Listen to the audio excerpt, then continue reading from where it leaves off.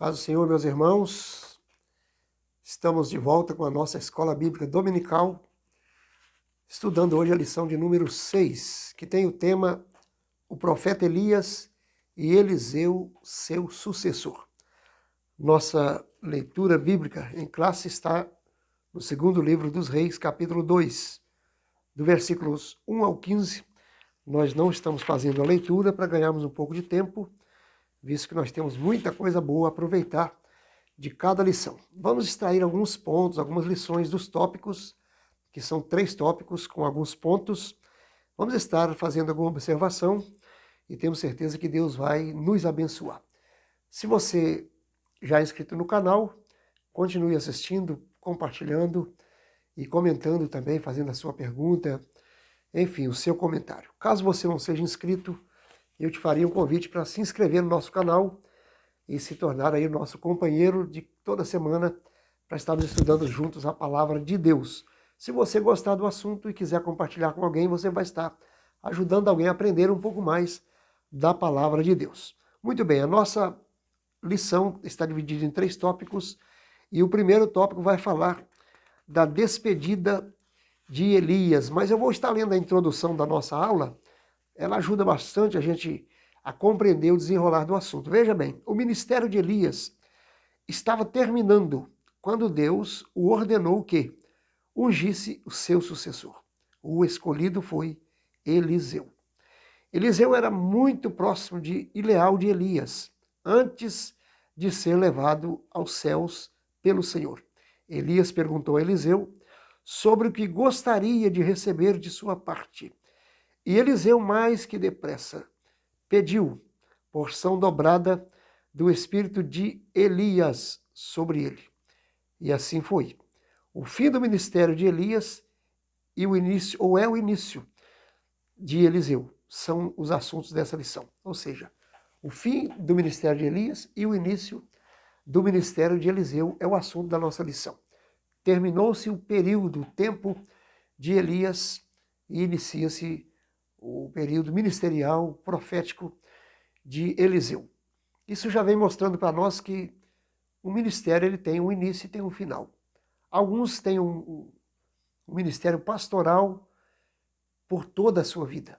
Vão até o final da sua vida pastoreando. Alguns são levados por Deus às mansões celestiais em tempo, às vezes, na nossa ótica, até um pouco cedo. São novos e, de repente, vão embora. Tantos planos, tantos projetos, terminou o seu ministério.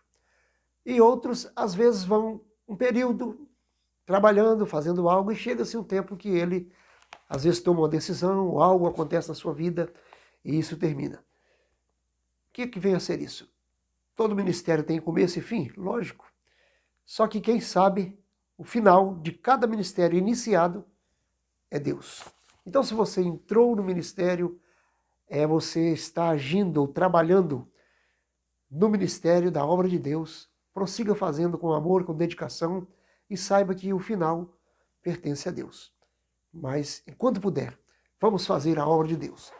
Existem algumas etapas que às vezes nós atravessamos, né? Um período fazendo algo, outro período outro, e assim por diante. Mas o importante é fazer a obra de Deus. Eliseu estava iniciando, Elias estava terminando. E aí tem aí várias lições, vários exemplos. O primeiro tópico vai falar sobre a despedida de Elias, que estava encerrando aí o seu ministério.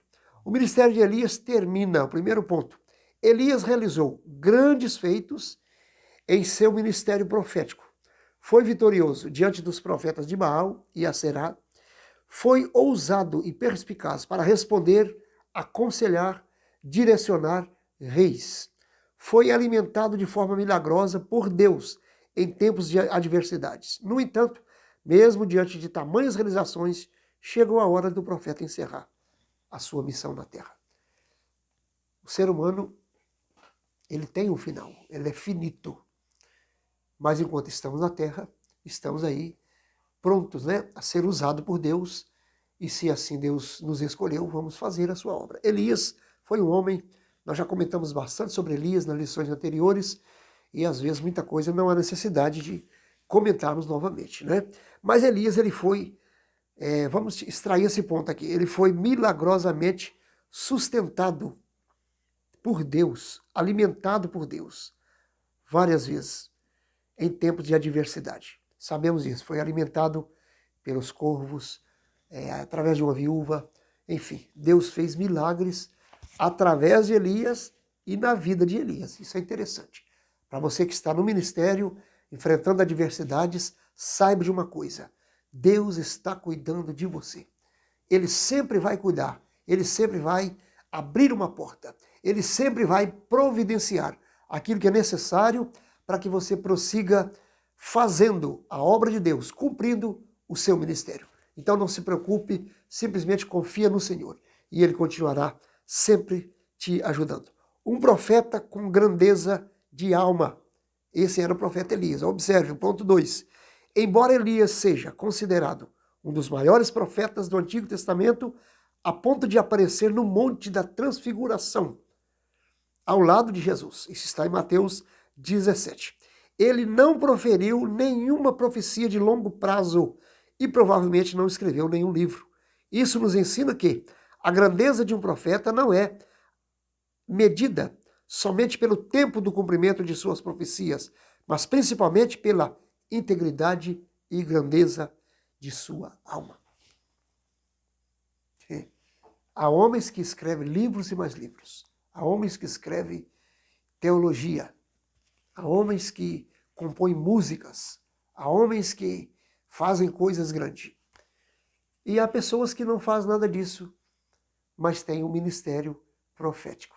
Tem o ministério de falar a palavra de Deus com dedicação, com sinceridade, com humildade e dedicação.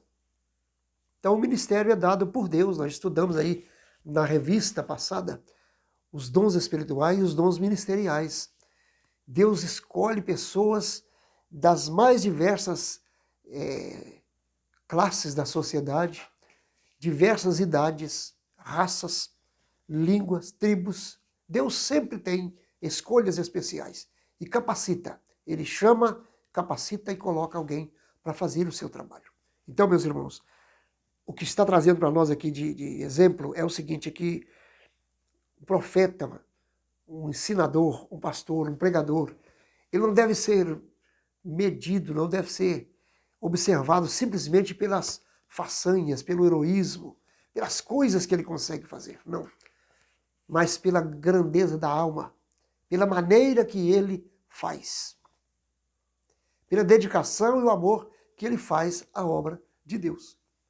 É assim que deve ser observado. Observe bem, Elias teve tantas coisas, fez tantas coisas, mas não escreveu livros, provavelmente porque não existe relatos, não foi descoberto nada escrito por Elias, não fez profecias a longo prazo, ou seja, que cumpririas dali a 100 anos, 50 anos, como o caso de Daniel, que profetizou coisas que ainda estão para acontecer. O profeta Isaías profetiza 700 anos antes de Cristo, ele profetiza o nascimento de Cristo e muitas coisas a respeito de Cristo. Elias não teve esse tipo de profecia, mas ele estava sempre orientando, sempre direcionando, sempre levando mensagens proféticas aos reis daquela época, e Deus cumprindo a sua palavra. Então o que se observa em Elias não é o muito que ele falou ou muito que ele escreveu, mas a seriedade. Você viu aí o que apareceu aqui? Eu estou falando, de vez em quando isso acontece, né? Eu estou sozinho no momento aqui em casa, e eu estou falando e eu tenho 2 cachorrinhos aqui. No finalzinho eu vou ver se eu mostro ele para vocês, se eles não saem. 2 cachorrinhos dessa altura assim. E eles gostam de ouvir, se tem música, se tem alguém falando, eles gostam de... Ficam tranquilos aqui. Pastor alemão. Eu costumo dizer que tem 2 pastores aqui em casa. Mas vamos lá, irmãos. Vamos continuar. Então, Elias, esse homem que não escreveu coisas, assim, digamos, de muita propaganda, né? Muita coisa que o enaltecesse, falar, o Elias escreveu isso e falou isso e aquilo, não. Mas as suas mensagens eram diretas às pessoas da época. Ele foi uma pessoa que não era conivente com o erro de Israel, conivente com o erro, inclusive, das autoridades que eram os monarcas. Ele sempre estava transmitindo uma mensagem de exortação, uma mensagem de alerta. de juízo até. Nós vimos na lição passada. E Deus sempre cumpriu a sua palavra. Simplesmente porque falava com a alma, falava com o coração e falava de acordo com a direção de Deus. Sejamos assim, meus irmãos. Terceiro ponto, Gilgal, um lugar de boas recordações. Elias estava em Gilgal quando iniciou os preparativos para o seu arrebatamento. Observe essa palavra, arrebatamento. É o que aconteceu com Elias, vai acontecer com você, vai acontecer conosco, pode ser hoje. A qualquer hora, Jesus vai fazer com a gente o que ele fez com Elias. Arrebatou da terra. É isso que vai acontecer. Existe uma linhagem teológica que não concorda, mas nós temos base bíblica para isso e nós acreditamos e estamos aguardando. Elias estava prestes a ser levado por Deus, comunicado inclusive pelo Senhor.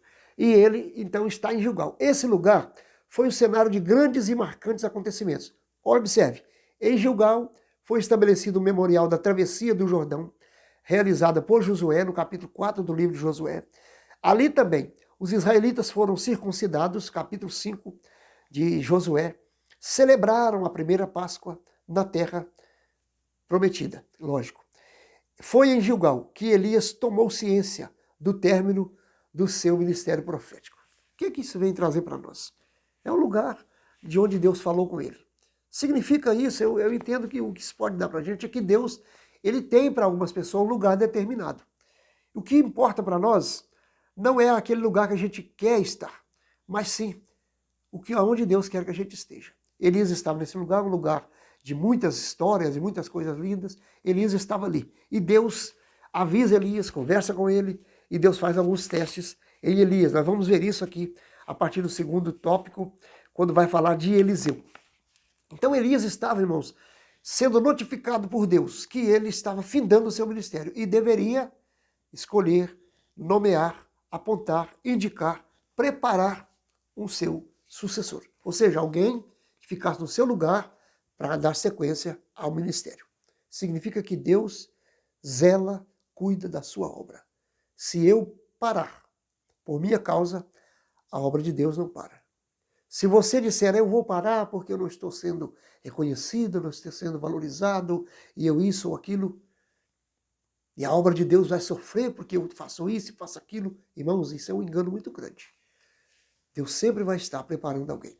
Então estejamos na direção de Deus, no centro da vontade de Deus, no lugar certo que Deus quer que estejamos. Se Deus nos mandar para cá ou para lá, direita ou esquerda, para onde Ele nos mandar, estejamos indo segundo a direção do Senhor. Pedido ousado de Eliseu é o tópico 2. Fidelidade de Eliseu, primeiro ponto.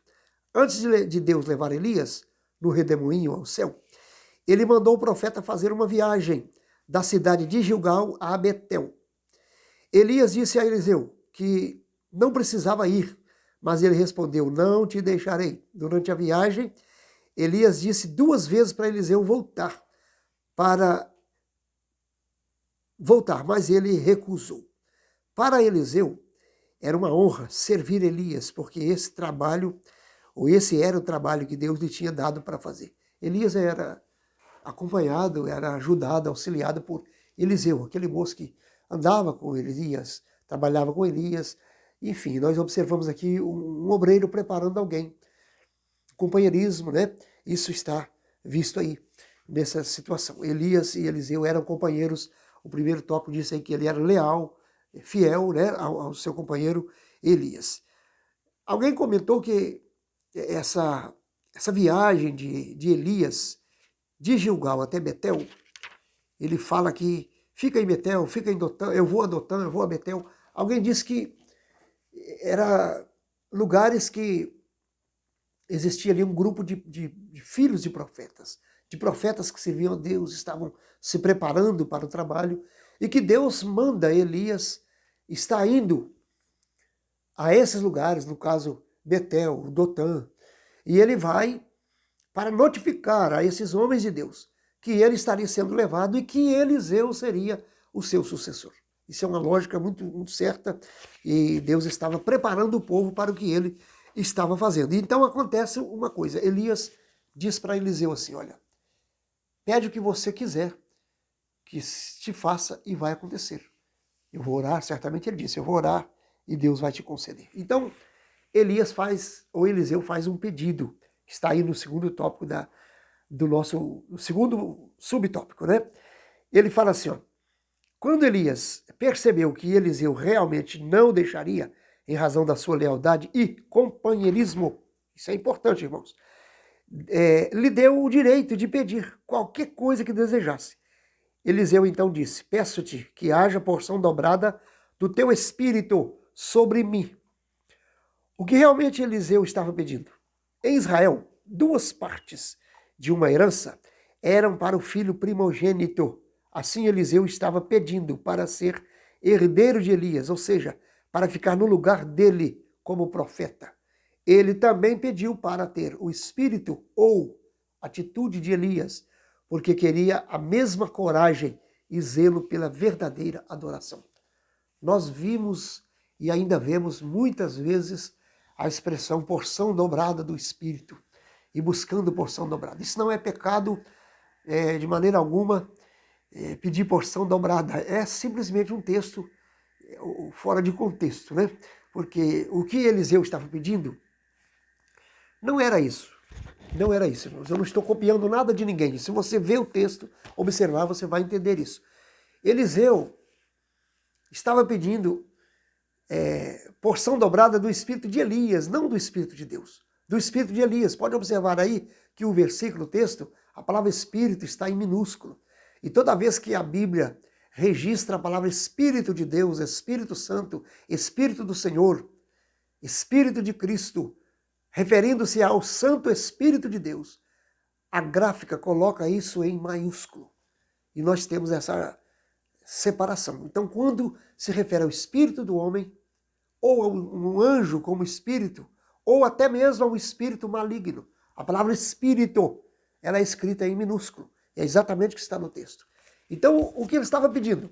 A coragem, o ânimo, a firmeza, a dinâmica de Elias na sua vida. É lógico, é muito claro e evidente que isso vinha do Espírito de Deus. Mas o que ele estava pedindo não é isso que a gente fala hoje, que pregadores falaram tantos anos e ainda falamos. Eu quero porção, você quer porção dobrada do Espírito de Deus. Imagine se nós resistiríamos uma porção dobrada. Né? Por que porção dobrada? Aqui deu uma explicação no direito de primogenitura. Aquilo que Esaú rejeitou, desprezou, lembra? Qual era o direito de primogenitura? Primeiro, o filho mais velho, o primogênito, ele assumia o comando da família. Ele assumia a posição de pai, de chefe da casa. E ele tinha direito, pelo direito de primogenitura, 2 partes da herança, ou metade da herança. Certo? A porção da herança dele era dobrada, era isso. 2 partes de uma herança estavam com ele. Ou 2 partes de uma herança eram para o filho primogênito. Então, irmãos, o que Eliseu estava pedindo era o quê? Eu quero dar sequência naquilo que você está fazendo. Sabe que Eliseu aqui, ele comparava Elias como seu pai. Observe que quando ele sobe no redemoinho de fogo, ele fala, meu pai, meu pai. Certo? Então ele acompanha, ou ele considera, melhor dizendo, ele considera Elias como seu pai. Seria um pai espiritual, o que nós chamamos hoje de pai na fé. Aquela pessoa que nos ganhou para Jesus, aquela pessoa que nos instruiu, que nos deu ensinamento bíblico, essa pessoa que te deu um discipulado, você o considera como seu pai na fé. A pessoa que te ensinou a dar os primeiros passos na fé. Eliseu comparava Elias, o seu pai na fé. Então ele faz um pedido, eu quero dar sequência, eu quero continuar esse ministério. Seria como o filho que perdeu o pai e tinha o direito de primogenitura, porção dobrada em herança e responsabilidade com o segmento do clã, o segmento da família. Assim Eliseu estava querendo isso, ele estava querendo dar sequência no ministério de Elias. E Elias falou assim, você pediu uma coisa dura, mas se você me ver quando eu for tomado de ti, isso vai acontecer. Então Eliseu pregou os olhos em Elias e não deixava mais. Todo lado que Elias ia, ele está indo, e sempre junto. Até que chega o momento que Deus leva Elias. E acontece aquilo que Eliseu esperava. Vamos lá para o ponto 3. Elias era a inspiração de Eliseu para receber o que pediu, Eliseu não poderia retirar os olhos de Elias. Por isso, para ele não era difícil, pois tinha o profeta como sua fonte de inspiração. É bom, irmãos, quando a gente tem alguém que a gente gosta de ouvir, que a gente gosta de aprender com ele, aquela pessoa que, como que eu vou dizer? Aquela pessoa que caiu na graça da gente. A gente gosta de ouvir aquela pessoa. Não tem pessoas assim? Tem pessoas que ele ensina e você tem prazer de ouvir. Às vezes até simples. Às vezes não tem tantos recursos. E já tem alguém que tem um recurso tão grande, né? Uma sabedoria tão grande, humanamente falando, mas não tem aquela palavra. Como que eu vou dizer isso? Eu não tenho endereço nenhum para isso, irmãos. Isso está saindo da mensagem. Aquela pessoa que você ouve, mas você não consegue simpatizar com aquele ensino, você não consegue, sabe, gostar. Você até vê que tem fundamento, que é sábio, mas você não agrada, aquilo não te agrada. Isso acontece. Isso faz parte da nossa naturalidade humana. Isso é muito natural, não é uma questão de perseguição, de partidarismo, nada disso. E tem alguém que você gosta de ouvir. Tem alguém que ele é simples, mas quando diz assim, fulano vai falar, você diz, eu quero ouvir. Uma vez uma pessoa me disse uma coisa, eu não estou falando isso para dizer que eu sou esse tipo de pessoa, não. Mas experiência que eu tive. Uma época que eu apresentava algum programa de rádio da nossa igreja, e uma pessoa muito amiga, que eu, por ética, não vou citar nome, me disse assim, pastor Celso, eu gosto muito do seu programa. Eu disse, mas por que se você gosta do meu programa?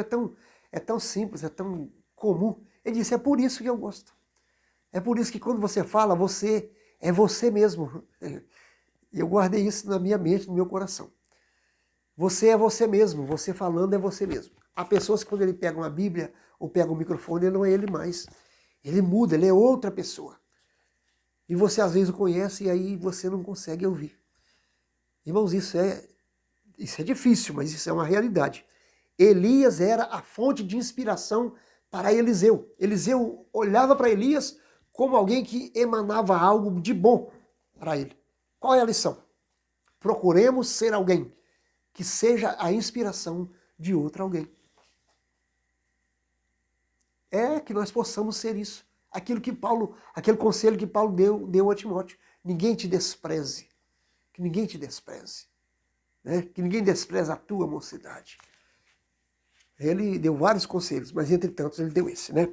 Então, irmãos, é muito importante alguém ser a inspiração de alguém. Procuremos ser esse alguém. Que quando falar, tem alguém que vai interessar, nos ouvir. Não para nos gloriar, mas para gloriar o Senhor. Não foi isso que Jesus disse? Em João 15 ele fala assim, eu vos nomeei para que vades e deis fruto e o vosso fruto permaneça. A fim de que tudo que pedirdes ao Pai, em meu nome, ele vos conceda. Para que o Pai seja glorificado no Filho.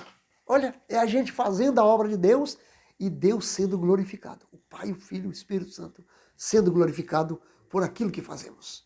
Nós não precisamos de glória e nem vamos conseguir, meus irmãos. A glória deve ser para Deus. Se fazemos algo, se falamos alguma coisa, se ensinamos, se pregamos, se cantamos, se fazemos qualquer coisa para Deus, façamos com amor, inspirando outras pessoas a querer fazer o que fazemos para a glória de Deus. Vamos para o terceiro tópico da lição, para nós caminhar aí para o finalzinho. Vai falar Eliseu tomando a capa de Elias. Isso aqui é algo meio polêmico, mas vamos comentar de acordo com a lição. Olhe bem. Comunhão de Elias e Eliseu.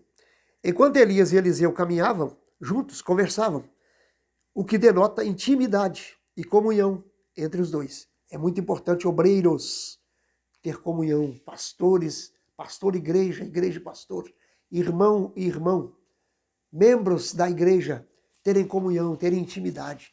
Isso é muito bom. É claro que existe algumas pessoas que a gente precisa ter cautela com o que falamos, com a maneira que expressamos para essas pessoas. Temos que ter cuidado, porque tem coisas que às vezes são incompreensíveis. Mas precisamos ter intimidade, companheirismo, tudo isso está sendo relatado aqui. Amizade sincera, comunhão na igreja entre irmãos que se amam e se respeitam, sempre resulta em bênçãos extraordinárias para a obra de Deus.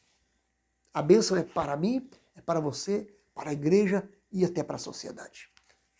A comunhão, a sinceridade, a amizade é muito importante. A capa de Elias, observa aí, último ponto. Elias deixou sua capa cair. Será que ele deixou cair? Quando foi elevado ao céu. Essa capa foi herança, ou foi herança que o profeta deixou para o seu servo Eliseu. Ela legitimou o ministério dele publicamente, ao tocar nas águas do Jordão e dividi-las para uma e outra banda. Esse episódio foi visto pelos filhos dos profetas de Jericó, que imediatamente reconheceram que a unção de Elias estava sobre Eliseu. Lembrando que a unção de Elias é uma referência ao poder do Espírito Santo na vida de Elias, porque de si mesmo Elias nada tinha. A capa, irmãos, passou a ser um símbolo daquilo que estava na vida de Elias, agora em Eliseu. Isso aqui dá uma demonstração para nós que o que nós temos aqui, roupas e qualquer coisa que possuímos, isso vai ficar por aí. Né? Qualquer coisa. A capa de Elias caiu porque Elias, digamos que ele foi, eu ia usar uma outra palavra que não é correta, ele é transladado, já sabemos, né? Foi arrebatado, transladado, transformado. Essa é a palavra. É o que Paulo fala em 1 Coríntios capítulo 15. Ele diz que assim como há corpos terrestre, há corpos também celeste. E ele diz que convém, que isso que é corruptível, esse corpo se corrompe, que deteriora, que adoece, que definha, que morre, que vira pó. Ele diz que isso deve se revestir da imortabilidade e da incorruptibilidade. Isso vai acontecer. Aconteceu com Elias. Eu iria dizer que ele desintegrou, mas não desintegrou. Ele foi transformado. Ele fala, Paulo fala isso no capítulo 15, 51, é o versículo. Ele diz que